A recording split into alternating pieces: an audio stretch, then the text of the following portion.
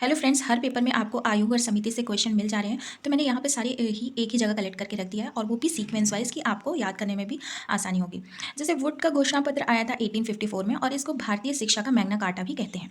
और हंटर आयोग आया था 1882 में और हंटर आयोग को भारत का प्रथम शिक्षा आयोग कहते हैं। ठीक है। भारतीय विश्वविद्यालय आयोग 1902 में बना था। इसको थॉमस रैले की अध्यक्षता में, तो इसे रैले आयोग भी बोलते हैं।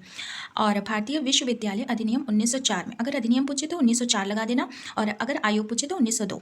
और सैंडलर आयोग भी पूछा है इस शिफ्ट में 1917 को, 17 सैंडलर। ठीक है। हरटोंग समिति 1929, वर्धा योजना 1937, ये बुनियादी शिक्षा के लिए। सार्जेंट योजना भी पूछा है 1944। सार्जेंट योजना में क्या है कि 40 वर्षों तक के अंदर भारत को साक्षर बनाना। अगले डॉक्टर एस राधाकृष्णन आयोग 1948। ठीक है। मोस्ट प्रोबेबली 48 होगा, अगर 48 नहीं है तो 49 लगाना, लेकिन अगर 48 दिखा तो 48 ही लगाइए। मुदालियर शिक्षा आयोग 1952 और 53। तो अगर आपको 52 दिखे तो 52 ही लगाना, 53 मत लगाना, और 52 ही होगा इसका। कोठारी आयोग है 1964 में और कोठारी आयोग ने ही वोकेशनल एजुकेशन पर पहली बार बात की थी। ठीक है। व्यावसायिक शिक्षा पर सबसे पहले बात किसने की? कोठारी आयोग ने 1964 में।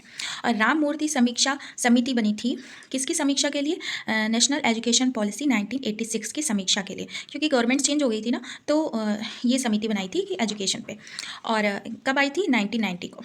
और इसने बोला था कि जो आंगनबाड़ी वगैरह होना चाहिए। ठीक है। और ये क्वेश्चन पूछा है rehabilitation council of India act 1992 में।